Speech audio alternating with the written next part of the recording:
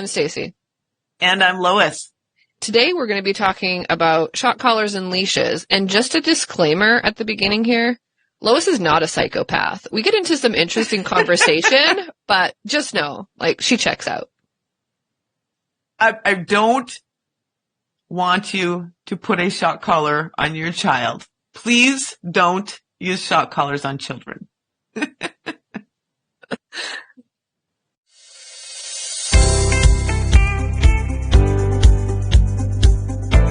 I'm Stacey. And I'm Lois. And this is Whose Girl Are You? Today, we're going to answer every question that's running through our heads. There's not that many, but there's a few. How come these questions keep coming up? I think I'm just a person who questions a lot. Yeah, I think so too. I think both of us are. Yeah. Why? I know. We're three. Yeah. I bet we were horrible when we were little. Oh, I don't remember. I don't remember either. But I know I had some kids that were pretty, let's just not ask questions for 5 minutes and give me a minute. I go ask your dad. I just can't answer why the leaves are falling off the trees and why the moon does the things it does. And yeah, I just can't. It's too much. I'm not Wikipedia. Luckily nowadays kids have Wikipedia. They can just Google. They don't have to. Yeah, but when your 3-year-old's asking, you're not going to be oh, Google it. Yeah, well, sometimes you want to. We could be ask Alexa. Yeah, exactly. Sometimes we have to Google it, which, oh boy. Oh, yeah, all the time. Are you kidding? All the time. To answer the 3-year-old's question. Yeah, the questions with the leaves falling off the trees and different things like that. I actually don't know all the scientific reasons why all the things happen. I know. But my husband does, right? So the kid would be 3 years old and he would start going into well, you see, when you're of the whatever parallel, however many above the equator at this time of year, the tilt of the earth is at whatever percentage and, the fall equinox and blah, blah, blah. He would literally talk to them they're 50 years old until they just walked away. That was his way, right? And sometimes they'd listen for a long time and sometimes they'd just walk away very quickly. But he still believes that you just always talk to a child like they're an adult. Yeah. You explain, they would be able to understand it. Yeah. Maybe that is why, my youngest is called Professor Q, is his nickname, and he talks people just laugh. He's 50? He's 15, and yeah, it's he's 80 sometimes. Kid walks around with a bow tie on, quoting things and statistics and he knows more than me. I asked him one day if he thought he was smarter than me. Did I tell you this? No, you didn't tell me this. Yeah, it wasn't that long ago. I said, "Hey, do you think you're smarter than me?" And he went, he didn't want to answer. I don't want to hurt your feelings, Mom. I was it's okay if you think that you are. Yeah. 'Cause you probably are. Yeah, that's the truth of it, Yes. I'm wiser though. Yeah. Age makes that happen, right? Right. Yeah. So what would be your first burning question? Well, that kind of ties into that. Okay. My burning question is, why is it called common sense when it's so stinking uncommon? Okay. Without Googling, my guess is that it used to be common. Yeah, it used to be common sense. Yeah. It used to be. People were taught by family members and each other, and it was more community based. Mm-hmm. Because I think that we have Google and Alexa and all the things that can help us, I don't think we have to necessarily feel like we need to learn skills. Yeah, I think that's... And then the families are a little divided, or both parents are working or whatever, so you would just be learning day to day. You can reach a pretty old age and not know some basic things that an older person would say, well, that's common sense. It's not though anymore. Mm-hmm. But I think it used to be. I think so. There's still common sense. I just think there's less of it. Yeah. Yeah. Less things you could expect from people. Now we should start calling it uncommon sense because it ain't everywhere. Have you run into lately something that you thought was such common sense that someone didn't know that you were kind of shocked by that you can remember? Well, I guess there's a lot of things that happen day to day. Something like a cashier making change Let me think. That was one recent one. How to make a proper introduction. Why is that hard? Yeah. Yeah. And I just did that one the other day. I'm going to blame it on my recent circumstances in my life that I introduced one of the people and I didn't introduce the other one until like 2 minutes into the conversation. And I was like, oh, wait, I never actually said who you were. Well, here's the worst part about it is like when someone acts like they know you and you can't remember their name and someone else walks up. Oh, I hate that. And you know that person and they're like, introduce me to your friend. Have you ever had someone do that to you? Yes. And so I go, just the person that walked up and said it, I know them, right? Yeah. And so I'll just be like, this is so-and-so. And I kind of like try not to make eye contact. And I think, please reach your hand out and say who you are. Yes. Because I can't remember your name. I know. I've done that more often than I like to admit. So don't ever do that to somebody. Yeah. Just walk up and introduce yourself to the person. Yeah. Don't ask that person to introduce you to their person because you're just assuming that they actually do, in fact, know their name. Yeah. I mean, if you're in their house, okay, probably. But don't do it at church. Yeah. Too many people. Yeah. This might have happened to me before. Maybe. Yeah, I usually can like wiggle my way out of it pretty gracefully. Like, I don't even think they know. I've had it happen where they did know. It was like awkward and like, I am so sorry, but. What did you say? I said, I know you, but I don't remember your name right at this second. Like, I'm so sorry. You know what, though? I think that's justifiable because, I mean, sometimes you can't remember your own kid's name. I know, right? In the moment, right? Mm-hmm, You're just like, start listing off all 6 of them and you get to theirs last. Yeah, exactly. You know, so. At that point, I say, you know, I'm talking to you. Yeah. I do. Yeah. I'm not lying. Yeah, you're looking right at them and you're coming up, you're trying to fumble for the name, yeah. Mm-hmm. So. And they know I'm talking to them. So. They know that, it's yeah. all good. Yeah. I mean, you named them for Pete's sake. Right. I know your name. I just can't come up with it right this second. So I mean, I think we've all done it, I'm sure. Yeah. Okay, my turn. Mm-hmm. Why is it that in general, not all, but most men have a hard time finding things in their own house? Oh my word. Not grown adults, like teenagers, like any men. Any age. Yeah, any age. Why? Is there something that I don't know about? So is it? I mean, okay, so there's a couple of things. Okay. First of all, I remember moving furniture around and things and it frustrating my family members, including my husband. Like, dude, every time I come in here, the couch is in a different place. Like, I can't find it. I just, like the whole room is different. So that's one aspect of it is things move, things change. And women are the ones doing that? Yeah, I think so. That's what my husband says. He blames me because I love that.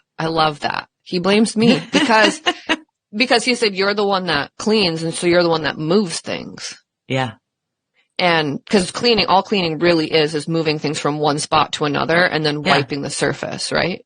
Yeah. Pretty common sense. Right. But the thing is I don't feel like I should get the blame for this because, okay, sometimes it's my fault.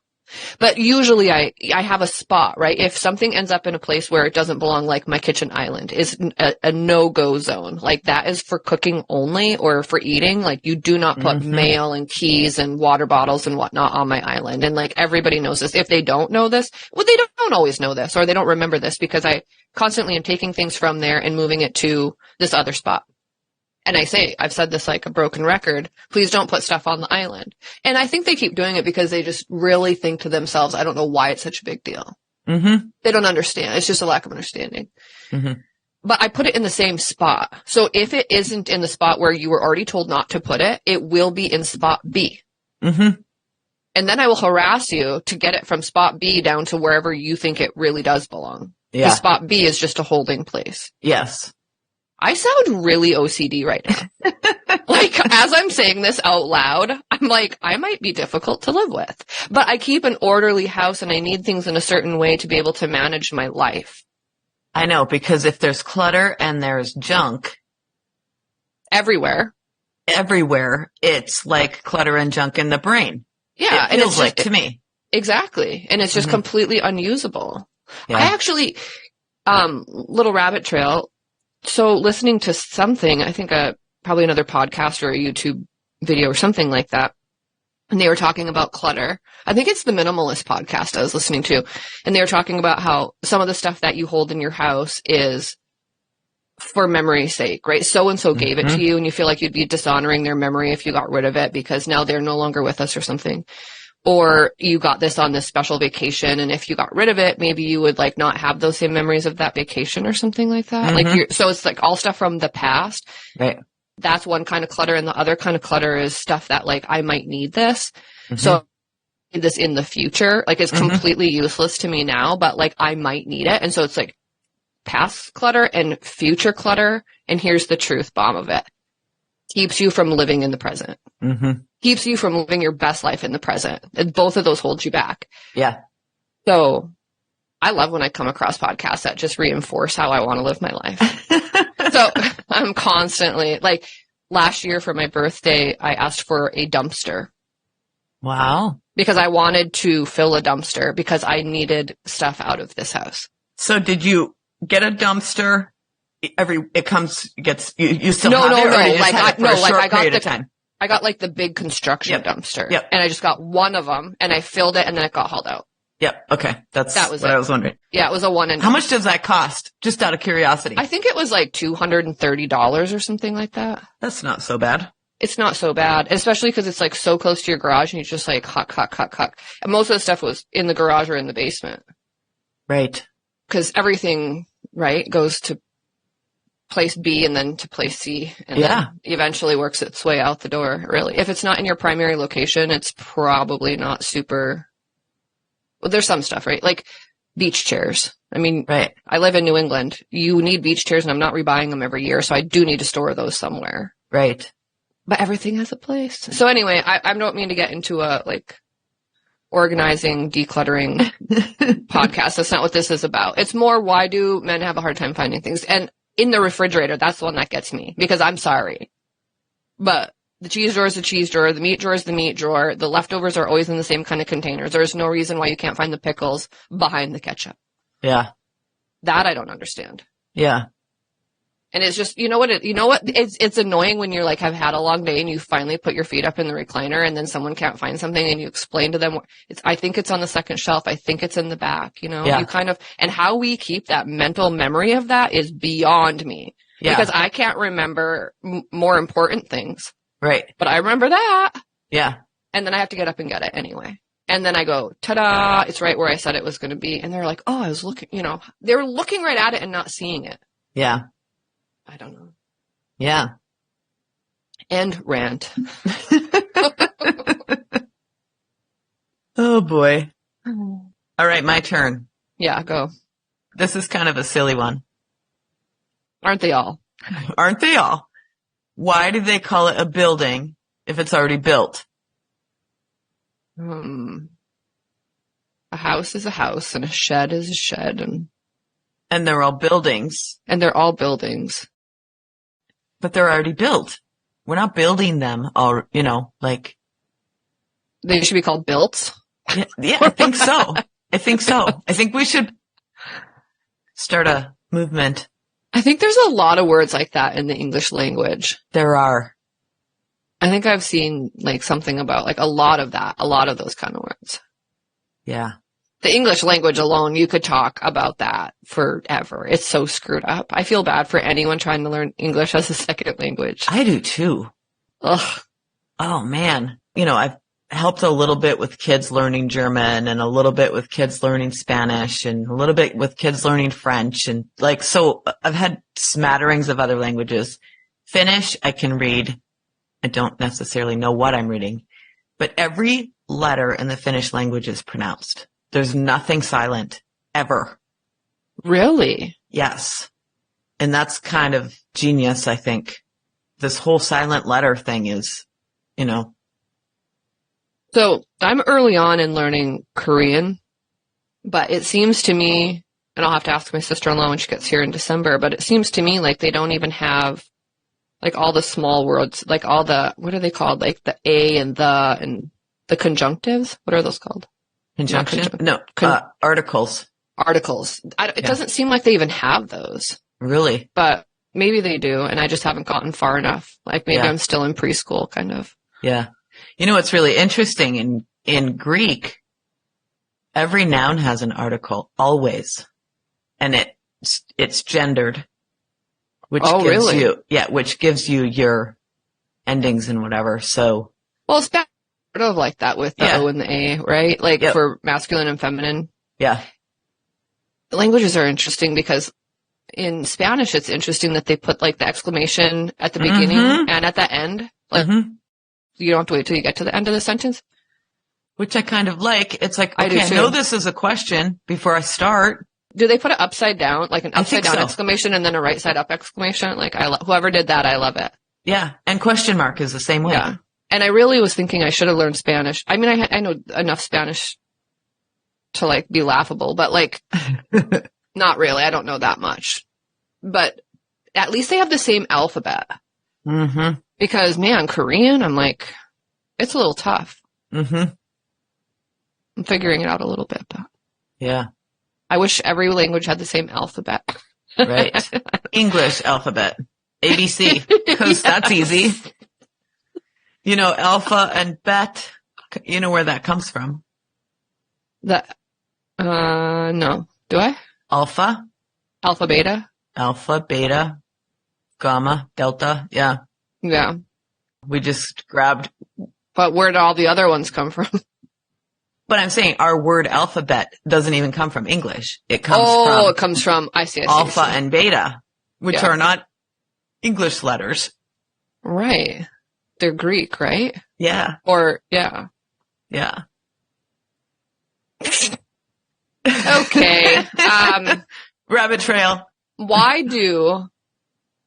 in the world do people just drive for long distances super slow in the fast lane? Oh my word.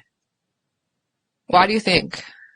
Because they're, I don't want to say. I don't want to say. I don't want to say. Let's try to put the best construct on it. What would be the most best?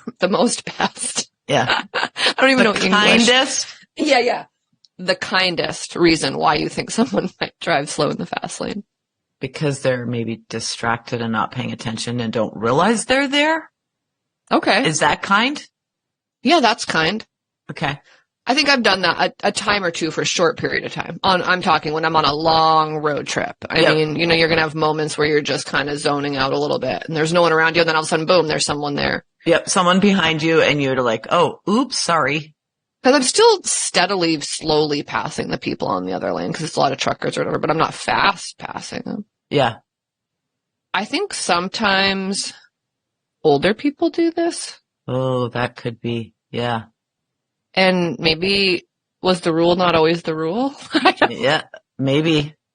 Because sometimes when older people do stuff, it's not because they're dumb. It's because for so many years of their life, it was one way. And it's really hard to teach an old dog new tricks. Mm-hmm. You know, when they put in that traffic light by like Econo Foods and whatever on Sharon Avenue there, Sharon Avenue and whatever that other road is. Talking about the UP and anybody. Yeah. Up in the UP. So it was the first traffic light. Yeah. In Houghton County? Well, there were some blinker lights like that just blinked. Yeah. Yellow, I guess. Or red. Was there red ones? Yeah, they blinked red. I don't know why they didn't just put a stop sign there, but anyway. Maybe they were trying to break us in slowly to like what these lights were. It's crazy new inventions. Yeah, I know. So they put up this traffic light and there's some people from up there that have never left the area. So they've never driven on a freeway. They've never driven in a city with traffic lights. I'm not even joking right now. Yeah. It was just all country roads and it's pretty isolated up there. And they put in that light. I mean, it was chaos. There was so many accidents. Like people were turning left on reds and getting T-boned. People were just blowing through it like it didn't exist. Yeah. And getting in car accidents. Yeah. People were like not turning right on red. I mean, there was all sorts of shenanigans going on. It was just like, I felt like they needed to put on the local news, like how to proceed through a stoplight. Yeah. Mm-hmm. It was bad. Anyway. Yeah. So maybe, they just didn't know.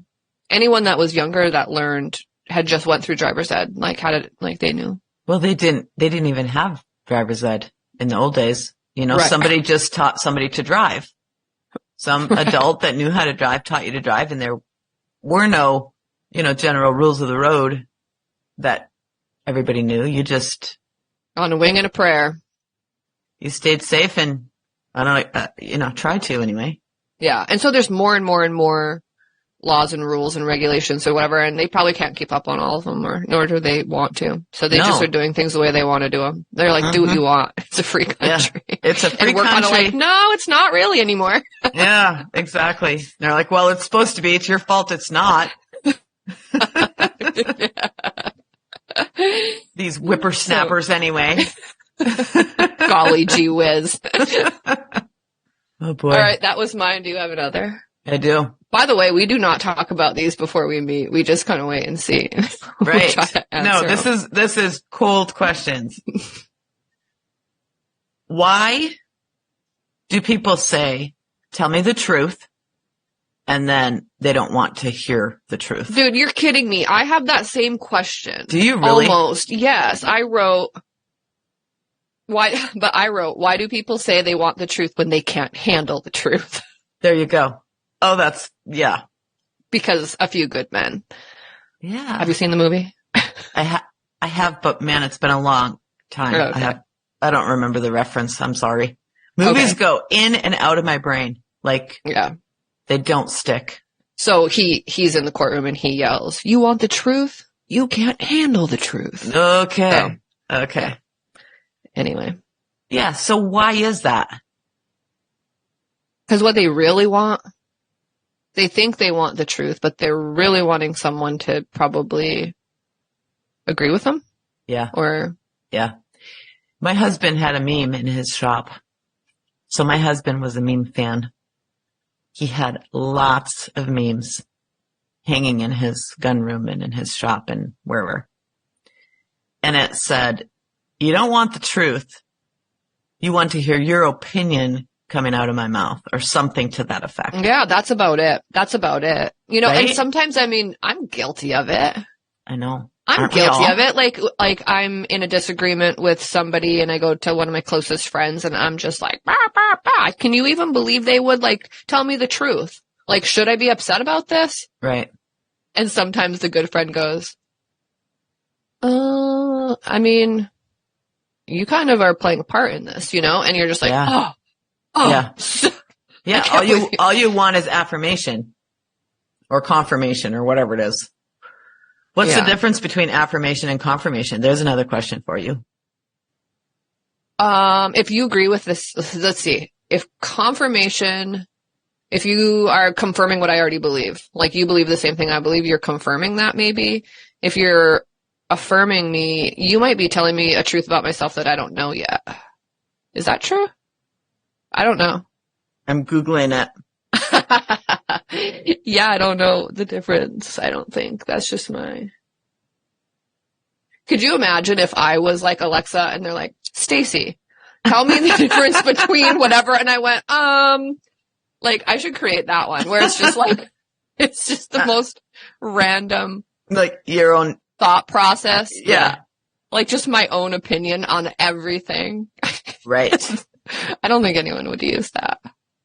But it would be funny. It would be funny. Okay, so what in the world? Can't find the difference between affirmation and confirmation? Well, it says if it disagrees with what you already thought, you still have to read it. Okay. I don't know if this is a random comment on Google. Do they know what they're talking about though? Oh, throw it out. It says, when looking for an assurance, confirm is the word to use. Affirm tends to refer not only to validity, but also to the manner in which a statement is made, i.e. in a straightforward, positive, declarative manner. So, I don't know. Anyone may affirm a claim, but only those in a position to do so may confirm it. So one's with authority and the other's with no authority?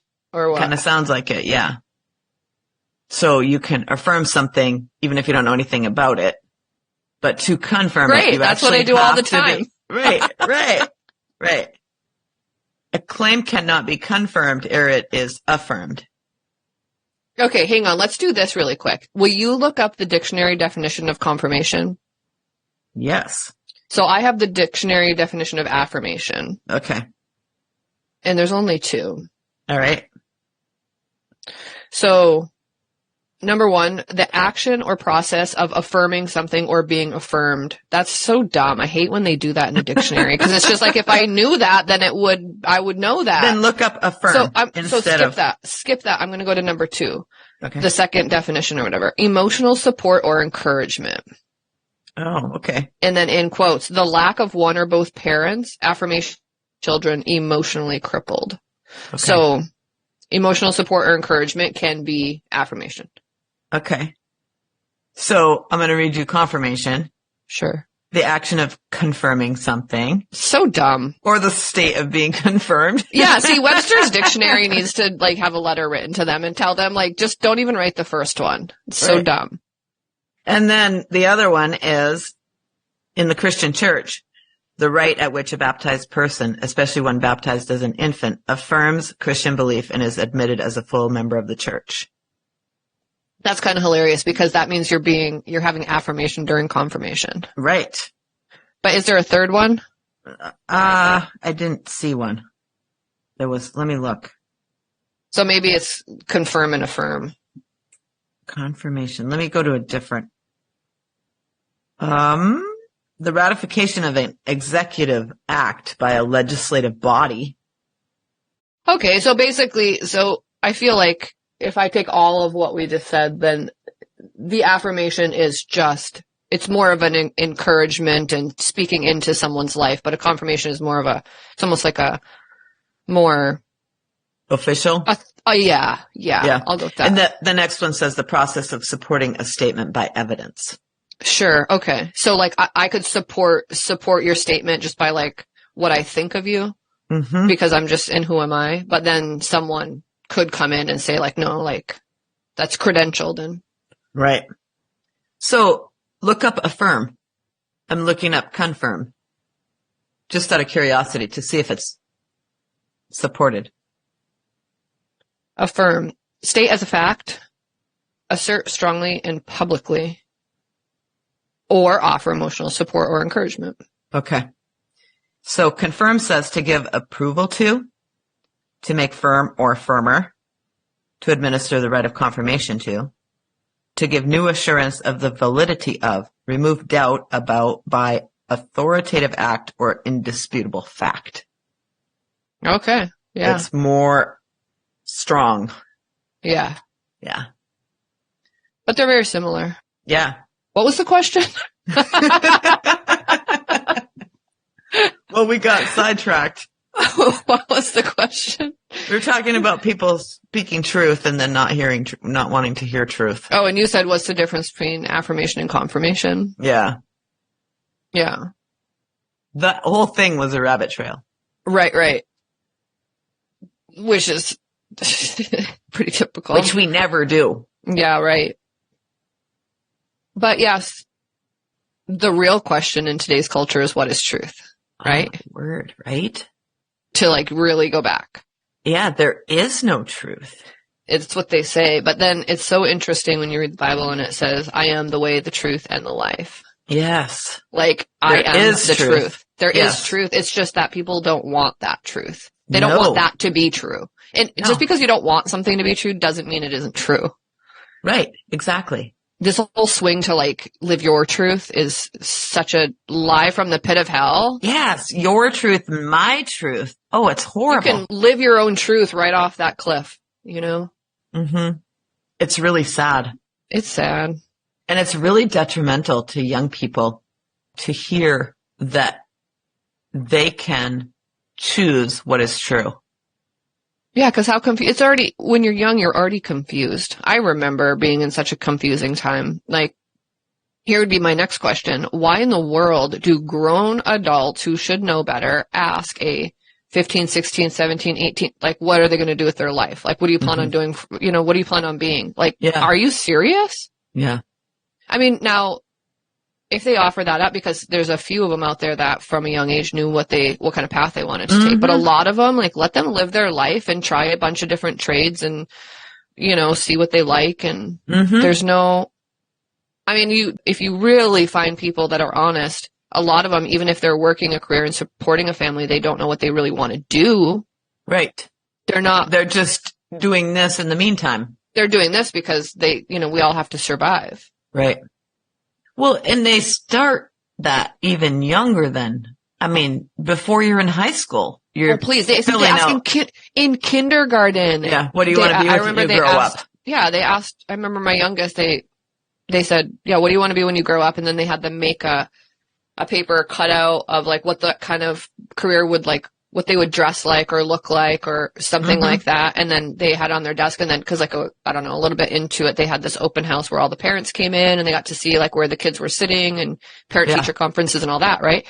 And we go in, and you were supposed to walk around and look at the different cutouts that were supposed to, these paper men or whatever and women made up. You were supposed to be able to figure out by looking at them which desk was your kids. There was no name on it. Oh, right. My husband and I walked around and like looking, and there's like pizza man and a mailman and astronaut and like all these things. And we're just like, honestly, don't know. Like, yeah, he's in kindergarten. I don't think we've asked him, what do you want to be when you grow up? Right. Anyway, we're just like, sorry, we can't find our kid's desk. Can you help us? And they're like, well, he can, and so we're like, show us your desk. So he goes over and shows us, and we're just like, oh, okay. So what is your guy dressed up to be? Like, what are you going to be when you grow up? And he was just like, his little paper man was dressed in a bow tie. I'm not even joking right now. And I had never bought him a bow tie ever in his life. That's not the kind of person I am. And it had a bow tie and like a full suit and dress shoes and all of this. And I was just like, so what is that? Like, what are you going to be? And he says, an astrophysicist. Oh my word. And this goes back to the earlier conversation of my husband explaining the tilt of the earth and the universe and how everything works and whatever. And so the teacher goes, she takes us to the side during the parent teacher conference or whatever. And she's like, when he said that he wants to be an astrophysicist, she said, I looked at him and I said, do you even know what that is? And then he told me what it is. And so I said, okay. Go you. And then we together had to look up what would they dress like.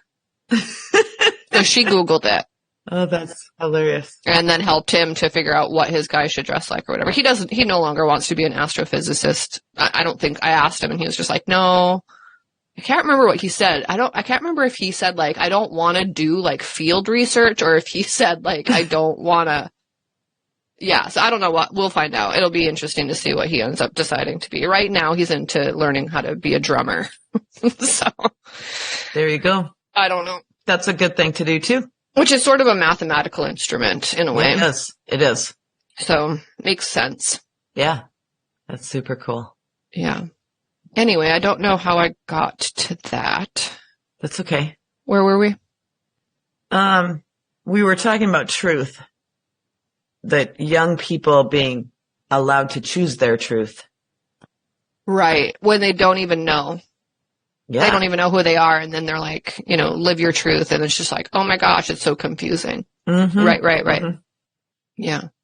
And the detriment to our society when there is no truth is horrible. Oh, we're watching it. We're watching it spiral out of control. Right. Exactly. Because you can live in a complete unreality. Mm-hmm. And you're being led astray. It's so interesting too, because some of these people that are living like a totally different, identifying as different things and whatever, when they do come to find Christ and read the Bible and learn the truth of what the truth is and who the truth is, I should say who the truth is, and their eyes are open to the sin and they repent and turn, they're freed from all of that, and then they live as the natural being that they were created to be, right? Like, we're all created to be a certain thing, not all these other variations of these things. And it said, like, in the beginning, he created the man and woman. Yes. And that's it.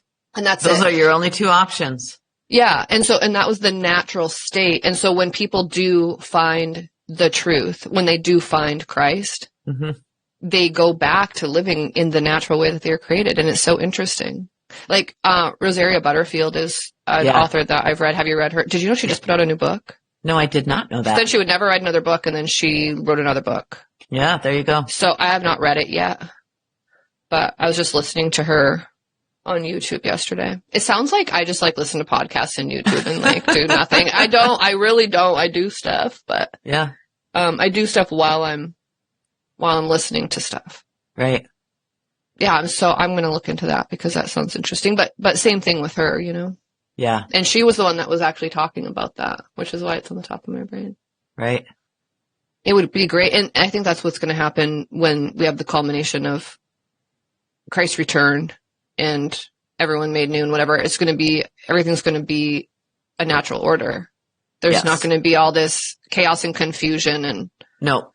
And the earth, the creation itself and humanity will all be back to like the garden before sin entered the world. I'm reading a book right now that's called Better Than Eden. Yeah. Saying that like the culmination of what's going to happen with Christ's return is going to be better than Eden. And then she's walking through all these different topics from beginning to end and how they like follow through if you pull on each thread, you know. It's kind of interesting. But yeah, even better. One of the things that pops up with that immediately in my head, I haven't heard that concept before, but Jesus's resurrected body could do things that we can't do. Exactly. Right? So that's kind of an interesting thing. Like teleporting. Yeah, like teleporting. Like walking through walls. Yes, exactly. Exactly. So, yeah, better than. Better than. Yeah. Okay, what's your next question? Why don't we put more toddlers on leashes? Oh, that's hilarious. Can I add on to that? My question? Go for it. Why do dogs wear shock collars and kids don't? Well, it's against the law, I think. But leashes aren't. And honestly, why is it not against the law to put a shock collar on your dog? It's a dog. I feel like those two questions go together though. I know. So this is scary. We have way too many, similar. Okay. First off, I have to tell this funny story. Okay. So I won't name names, but if either of them or their wives happen to listen, they probably, I don't know. Yeah. One of them was for sure married. I think both of them were. These were married people. Okay. And one of them had bought a shock collar for their dog. And they were trying to figure out how there's all these different settings, like how strong to set it. And so the guy was just like, you know what I'm going to do? I'm going to put it on myself and I'm going to put it on like the lowest setting and hit it. And he was like, that's not bad. And then he put it on the next setting and he hit it. Well, he ended up getting to a setting where he was like, holy SHIT. And so he takes it off, waits for his friend to come over. We're all hanging out. And he says, hey, put this thing on and whatever. And then Russell, like, I can't remember if he actually put it on willingly with the other one having the remote. Cause as I'm saying this, it sounds a little silly, but I think he might have like given him the impression he was going to have control over it, but then he didn't have control over it. And he turned it up and like hit it on hit, like, yeah. I mean, it's not going to like kill you, but it doesn't feel good. Yeah. These are the same people that I think tased one another when they bought tasers too. Yes. Just to see, right? Which, whatever. I mean, even the cops get tased to see what a taser feels like when they're in cop school or whatever you call it. Right. It's probably not called cop school, is it? Probably not. Probably not, but that's okay. Maybe it is. I don't know. Officer That's my next question. What do they call cop school? So anyway, it does hurt. I will say that. Yeah. But dogs, like, that's not even a question to me. Like, why we put them on dogs but not on kids? Because we shouldn't use corporal punishment for children. That's why. We shouldn't hurt them. Okay, but I don't think I have no problem with dogs. Why then? Because every animal gets beat into submission. That's why. And it says in the Bible that we are to, what does it say? Like, how does it say it? Like, basically, like, have dominion over all the animals. Over the creation, yeah, the earth. Yeah.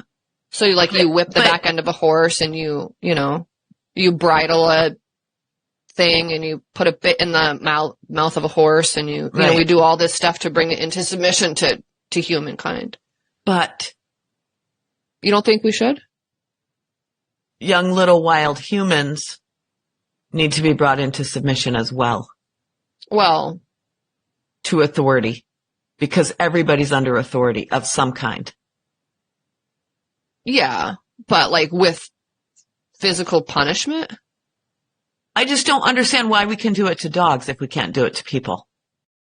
Because dogs aren't people. But they're living beings. Yeah, but they're not human beings. No, they're not created in God's image. Dogs are not, exactly. They're not created in God's image. But they still feel pain. Yep. And they don't like shock collars. But they're also like way more dumb.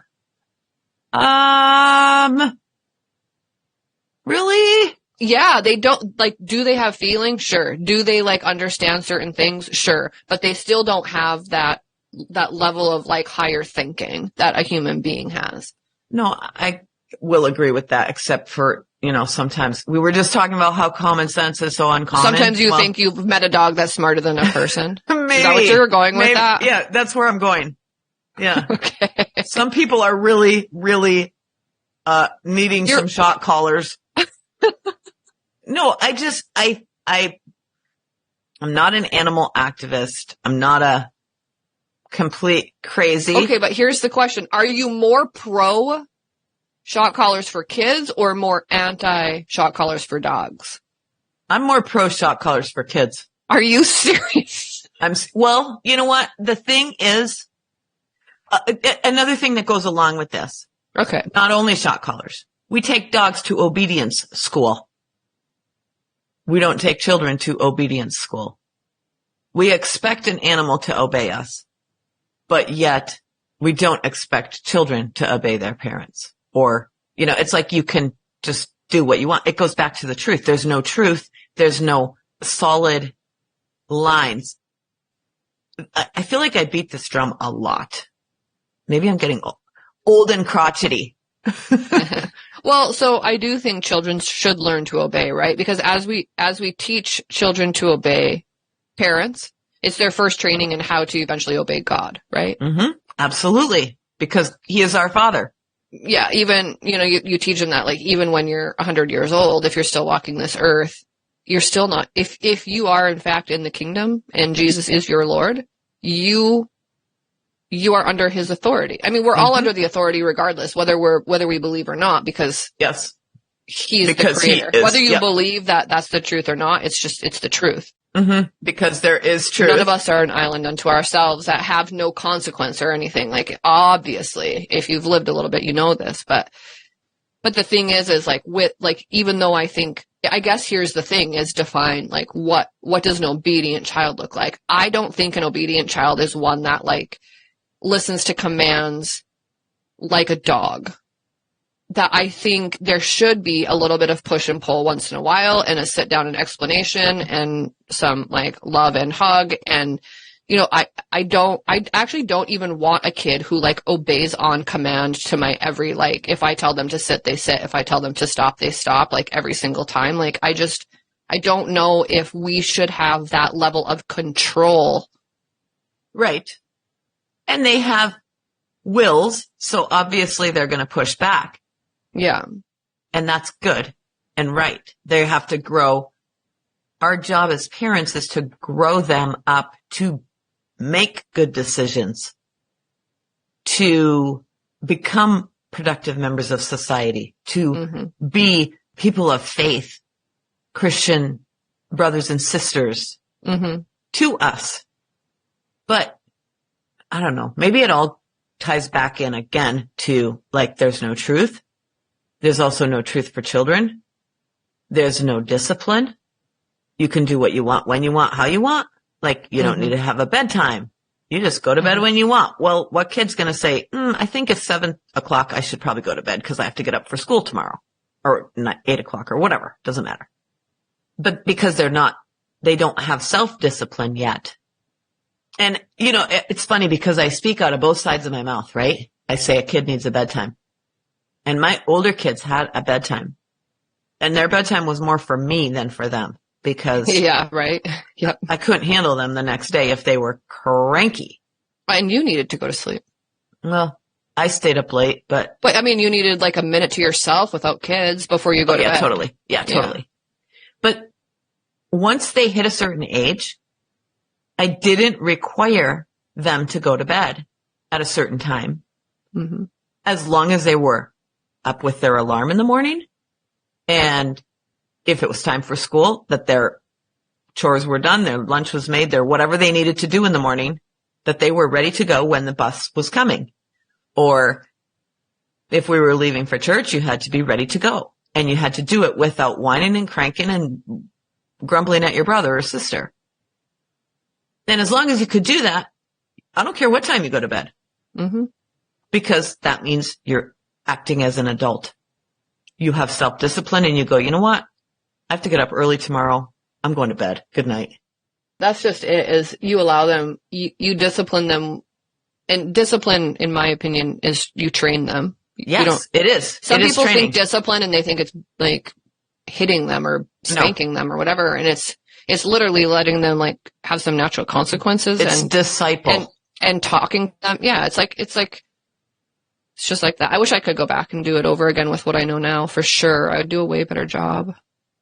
I know we don't I failed so miserably in so many ways. Honestly, like I feel like a hypocrite talking about it even because I don't know. I didn't do so many of the things that I know would have been beneficial, but I just did the best with what I have when I learned it and when I figured it out, I guess, and try not to beat myself up about it. Right. But disciplining is just discipling. That's all it is. And you might put some restrictions on something because they are not, like you said, they're not getting up on time or they're not, getting schoolwork done or they're not, whatever the thing is, then you have to look at it and say like, hey, you've been doing too much of this and not enough of that. And since you don't seem to be able to manage that on your own, I'm going to help you manage that by putting a limit, Yeah. But it's only until you can manage it. Yeah, it's just to help them. Sometimes I wish I had somebody. I guess I do kind of in a way, right? Because I have a husband, because I have a relationship with Christ.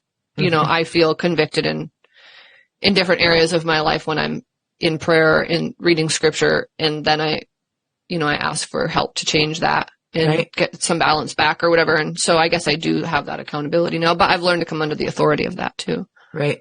By probably coming under the authority that my parents had. And that was my initial training ground, but my parents had no control over me. I ran freaking wild. They tried everything. And so that was the one thing, that's one caveat I want to say is that they didn't try a shock collar. No, they didn't. You know what though? They didn't actually even spank me. Yeah. And my husband makes a joke about that all the time. What, that you? Anytime I'm like a little bit sassy, he's just like, you didn't get enough spankings when you were a kid. So I don't know. I think they did a pretty good job. I think I turned out all right. You did turn out okay. And I might be a little bit sassier and spunkier than some other people or whatever, but isn't that kind of what makes me me? It is. Totally. It is. Yeah. Like, I don't think I'm disrespectful or hurtful or mean. No. But they didn't break my spirit, though they tried. My dad even the other day said, he said something about he drove by our old house and they had ripped the back deck off and that whole thing. And he was just like, aren't you glad that we had that when you were there so you could sneak out all the time? And I was just like, oh, please, I didn't need that roof to sneak out. And he was like, kind of like cocked his head. And I was like, I knew exactly where to step on those steps. So like which ones squeaked and which ones didn't and where it was like a puzzle because it was a real old house. It was like step 1, step to the left, step 2, step to the right, step 3, step to the middle, step 4, middle, right, left, middle. Like it was like this. I almost remember it because my mom was a light sleeper. Oh, that's funny. I did sneak out the back off the porch roof too. Shh. Don't tell. Hey, some of us take a harder time to like be bridled. Right. No, I think there's a place for discipline though and I actually think there's a place for spanking myself personally. Never in anger. Never do you spank a child in anger. Yeah. Because if you're mad, that's not discipline. That's abuse. Mm-hmm. Never excessive. What you want is you want it to sting quickly. Like, ow, ooh, okay, wait. What did you say again? It like perks up the ear, the listening capability. Mm-hmm. But if you spank excessively, if you spank in anger, if you spank to mark, to bruise, to damage the skin, anything like that, that's abuse. That is child abuse, and don't do it. Yeah. Do not do it. I'm just glad all my kids are too old to be spanked anymore. I don't have to deal with this. Yeah, you know what? Mine are 2. My youngest is 15. Same. But my very last spanking, the one that I remember, I don't remember getting spanked other than this one time. I probably did get spanked when I was 1 or 2 or whatever. And not necessarily spanked, but like a swat on the leg. Mm-hmm. Or like a snip on the fingers. Like, don't touch that, snip. Don't touch that, snip. And it got a little harder until you went, oh, maybe I'm not going to touch that. I'm guessing because I don't remember. This is all before my earliest memories. I did get spanked once, and I was probably, if I had to guess, 13. Really? Yes. And I deserved it, and I needed it. Because I was not under authority. I have a hard time with like someone, well, I have a hard time with spankings in general, but I have a hard time with like spankings like around puberty. I think that's a little bit harsh, but. I needed it, Stacey. I needed it so badly. Well, yeah, each thing is so individual though. Like, I don't know. Yeah, I know. I don't even feel comfortable talking about this, honestly. Yeah. Yeah. But what was your question? Why don't we put more kids on leashes? Okay, let's go back to that. But not like dog leashes. I'm talking about like the kid leashes that are like a backpack. Mm-hmm. You know what I mean? They like go around the chest or whatever. But what difference is it? I just think it should be more socially acceptable because it's a lot easier than like when you're too tall. Maybe short people don't have this problem, but when you're too tall and you're trying to hold on to a kid's hand while they walk, man, it's just like not good for your back. Over on your, cricked over. Yeah.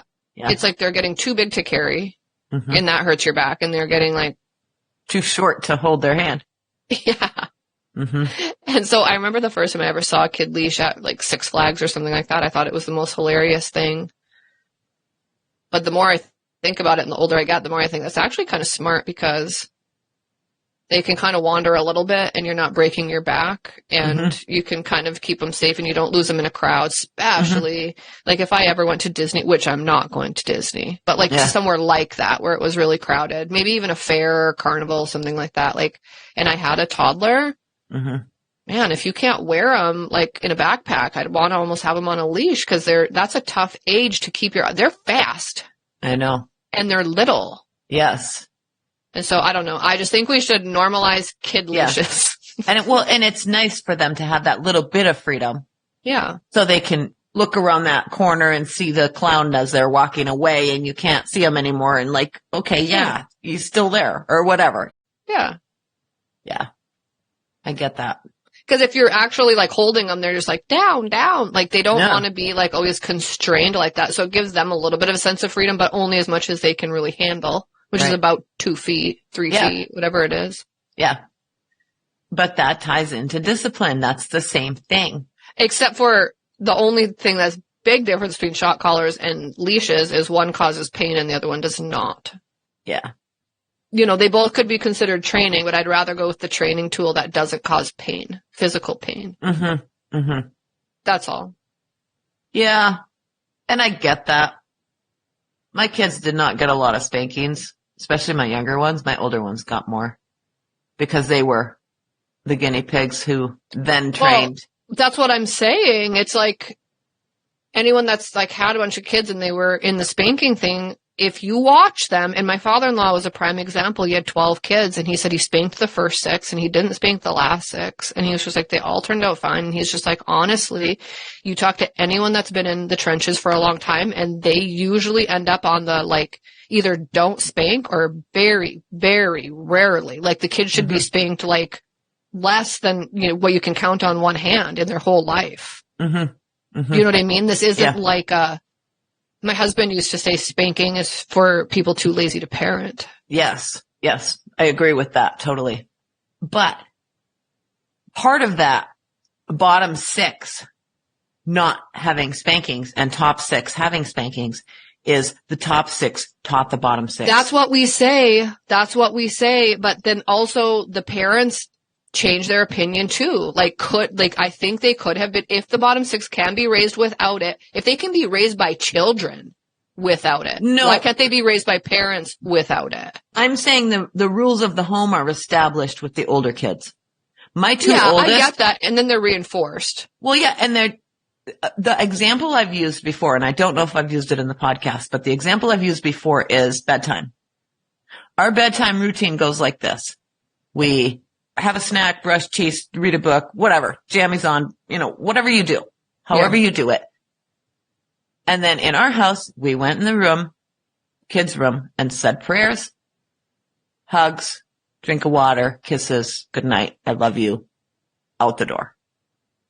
And then you were expected to lay in your bed. If you were the child, that's it. You stayed in bed. But if you got out of bed, you got a swat on the leg and put back into bed. Now, the first couple kids tried to get out of bed. They'd come out and they'd, you know, get sent back to bed with a swat on the leg. Now, by the time number 3 and 4 and 5 and 6 and all of the rest of them come along, 1 and 2 have learned you stay in bed. And that's how this works. Okay, but this only works for a big family, though. That only works for a big family because, like, take me for example. My kids are 4 years apart, 5 years apart, different sexes even for the first 2. They're all basically raised as only children. Like, that whole theory doesn't work. I believe that your second and third child learned a lot from absorbing how the family works by your parenting of number 1. But like that whole bedtime, like them getting out of bed thing and like learning from like whatever. No, not true at all. I had to teach every single one like completely like it was from like I went scratch. From scratch, every single one because their age differences were so drastic. Yeah, that could be. I didn't do the like if you get out of bed, like you get a swat. I did the like I propped a stool in the hallway. Yeah. And like when I was training them to sleep in bed, I would put them in bed. And if they came out, I would say nothing. No, the first time I would pick them up, I'd bring them in, I'd say, you have to stay in bed. Yeah. And then I'd go back out in the hallway, kind of around the corner, you know, so that they couldn't get far. Yeah. They'd come out and I would say absolutely nothing. I'd pick them up. I'd put them back in, pick them back up, put them back. And it's like some of the kids, I mean, it was like, you're talking, they're practically starting to get out of bed when you're like hardly out of the room. And you walk out of the room and they follow you and you take them and you keep putting them in there and you say nothing. And the first night it's like ridiculous. Like you can't even count how many times you've done it, 30 times or something. The second night you do it like, it's like 10 times. And by the end of the week, you're putting them in there once or twice, and eventually they learn. It takes about a week to teach them. Yeah. And then they just stay in there. Every once in a while they come out, but they know they're just going to get put back in. So they're just like, this is a pointless effort. Yeah. Right? They're not getting any reward. They're not getting hugs and snuggles. They're not getting any kind of communication. They're not getting anything. You know, unless the kid obviously is. Yes. Oh, yeah. There's a need. Wrong. Yes. Yeah. They need the bathroom. They come out and they're pooped their diaper or something. You can smell it. You're just like, oh, I'm going to change you. Yeah. But I'm not usually putting them in their own bed like that, like in a bed that they can get out of until they're old enough to verbalize stuff, right? Like they're talking full sentences. Granted, all my kids talked full sentences at 2.5. Mm-hmm. But it's totally different. the big families do operate like that, because my father-in-law did say that. He said you train the first one or two really, really good, and they'll help train all the rest, which is true. Yeah. If you have a big family, 5, 6, 7, 8, 12 kids. Yeah. But most families nowadays are having 2 or 3 kids, and they're spacing them out a little bit more. And so that doesn't really, it's like the olden days. It doesn't, there are some people still doing it, but there's less and less. And I understand why too, because it's financially things are getting really tough. Yeah. I don't know if financial is a reason, actually. What do you think it is? I think it's cultural. Yeah. I think it's a little bit of adopting the quote unquote ways of the world. I don't know. I have a lot of concern over that. Oh, Elon Musk says the biggest problem our world is going to face in the next 50 years is a lack of population. I know. And the drum that is being beat is overpopulation. And it's so not true. So I like seeing a family with 12 kids. I really do. I love it. I mean, I love it for other people. Like we walked into marriage both wanting, in our ideal world, both wanting 3, and we had 3. Neither of us wanted to have many, many, many kids. But some people want to, and then you should. We had 9, and I would not change that for nothing.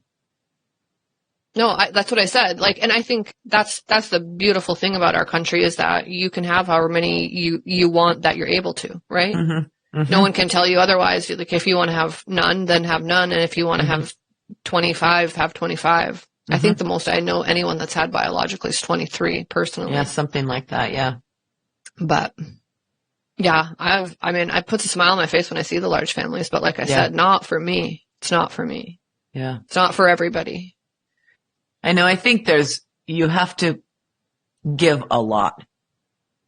It's very selfless because you don't have time for yourself to start with. Physically doing laundry and dishes and food and all the things. I mean, you teach your kids. The kids in that family grow up under discipline out of necessity. And I think that's how it was in the old days. You know, as soon as a kid was old enough, they were snapping peas or they were hoeing potatoes. It was so bad that by the time they were, like, my grandpa was in the 8th grade, they were like, we need you on the farm. Yeah. And you can't go to school anymore. So, like, most of my relatives were. That was my dad. My dad was done with school in 8th. I believe it was 8th grade. Yeah. That's about they were like, you pretty much by then know everything you need to know. But you know what? Was that terrible? Because the schooling they got, my dad was a very successful businessman. Well, I mean, it's just like not going to be straight across the board. Like, for some people, they could be successful. And for some people, I think it might have given them a little bit of a handicap. Yeah. It limited them.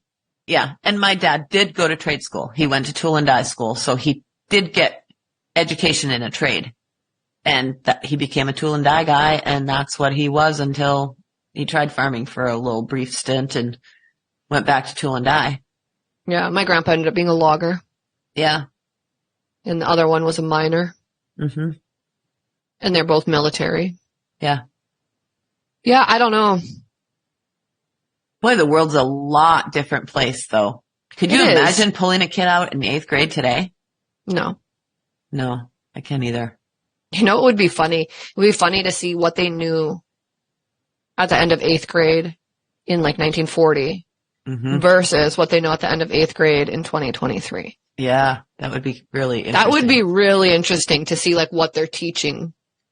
Well, do you know the qualifications for entrance exams from like the 1800s or maybe 1900, whatever? For entrance exams to what? To like a college, to somewhere Harvard. They are so incredible. I should Google it and see if I Is it like really hard? Yes. Yes. You actually had to know stuff? You couldn't buy your way in? By like what family you were in? I don't have any more questions today. That's all I had. Yeah. I'm sure I'll have more when we quit talking. Yeah, right. And I'll write them down for another time. Oh, I actually do have one while you're researching. Go ahead. Yeah. Why do people sign up for like a Bible study, let's say? Yes. And then don't do their homework? Well, or don't go. Yeah, and show up like just they kind of phone it in, right? Right. Why do they do that? Is it like good intentions? Like I want to do this or I think I should do this? Maybe partly pressure of this is probably something I should do. It would be good for me.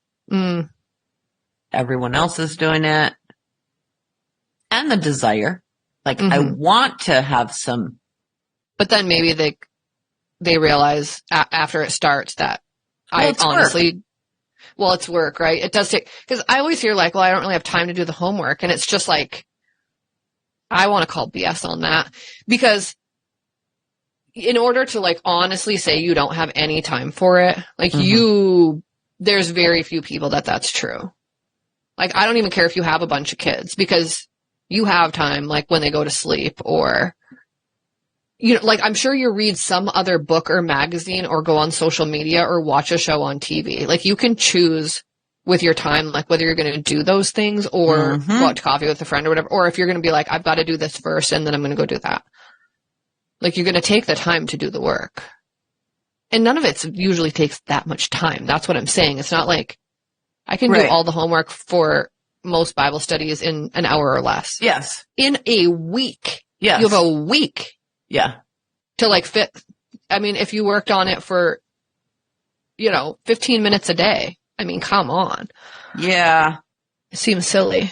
So it's really just like it probably is what you said. They probably like want to do that thing in theory, but then when the rubber hits the road, they really don't want to do it. I think it's like anything else. So people sign up for the gym. Yes. I mean, how many people sign up for the gym January 1st or, whatever? Yeah. And then by the end of January, how many of them are actually using their gym membership? Right. Because I guess maybe all of it just comes back to discipline. All of it. Life, man. Life comes back to discipline. Because everything's fun at first because it's so new. Right. And then it starts getting hard and you're like, maybe I don't want to do this. Yeah. Yeah. Maybe I didn't want to do it as bad as I thought. I do that with my diet. Yeah. Well, and that's January 1st is another one for.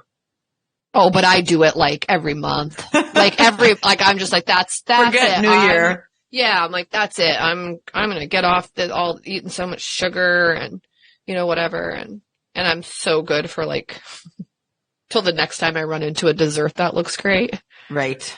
And then all of a sudden I'm like, does it really matter? I look good enough. I feel good enough. Right. Good enough is the thing. If you have to say good enough, it's not good enough. That's what my sister-in-law Lois used to say. Yep. Are you still looking up Harvard requirements for 1800? Yeah. You finding anything? Because if you think you're going to give me any kind of quiz, you're out to lunch. I might be able to pass an 8th grade equivalency from 1994. From Public School of Michigan. We have what year is this again? Hold on a second. 1869 Harvard entrance exam. They have questions? Yeah. Ask me one. So the first thing says, translate into Latin.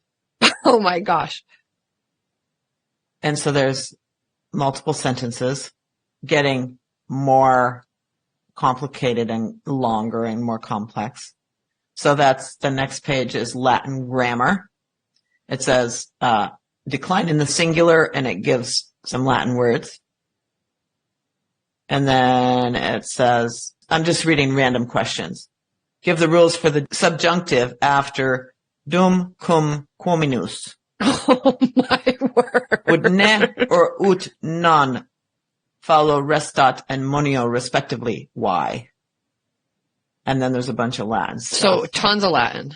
Tons of Latin. Then the next page they show is Greek grammar. And it says, It's all Greek to me. the first instruction at the top says NB. I don't know what that means. All the Greek words must be written with the accents. So Greek has accents on them. And then it says, give an example of Elysian.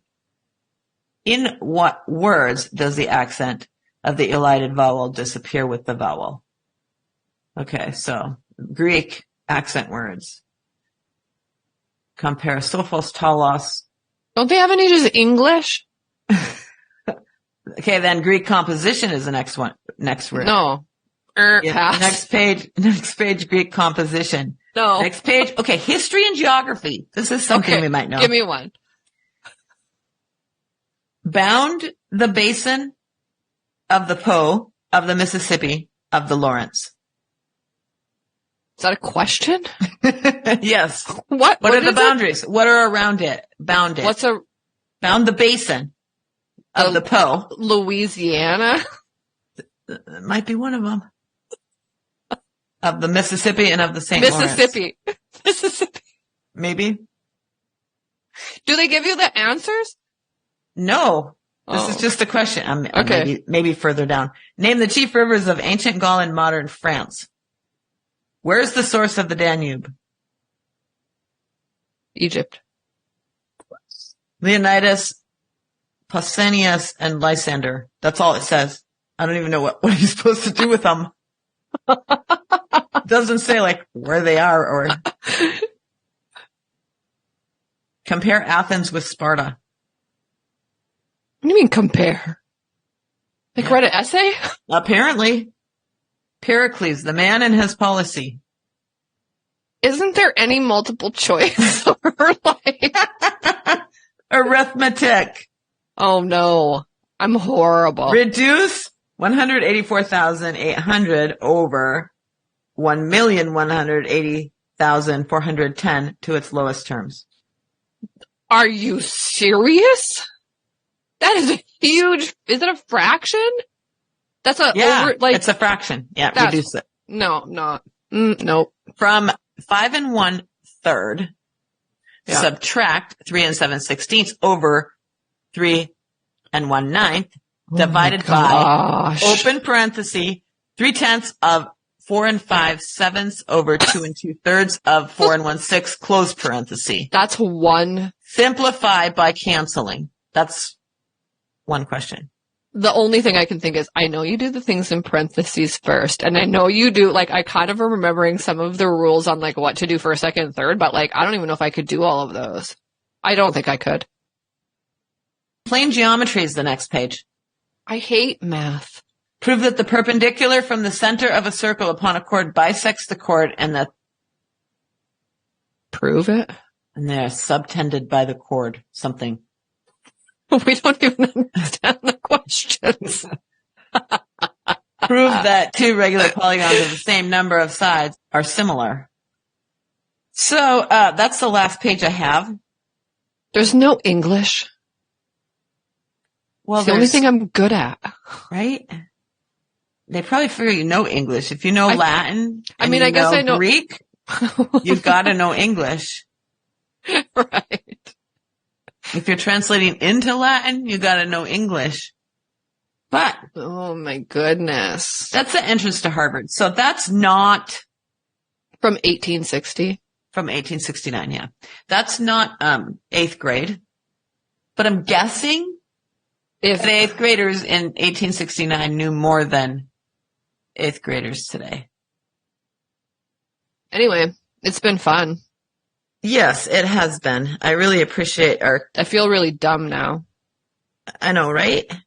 But at least I'm wise. The point wasn't to make us feel dumb. It was to just meditate and ruminate on these questions that come into our heads and we have to put them somewhere. So we put them on our podcast and then they're out of our heads. Thank you, listeners, for emptying our heads for us. Yeah. It was fun. If you have questions or concerns, email whosegirlareyou@gmail.com. We'd love to hear from you. Yeah. Talk to you next week. All right. Bye. Bye.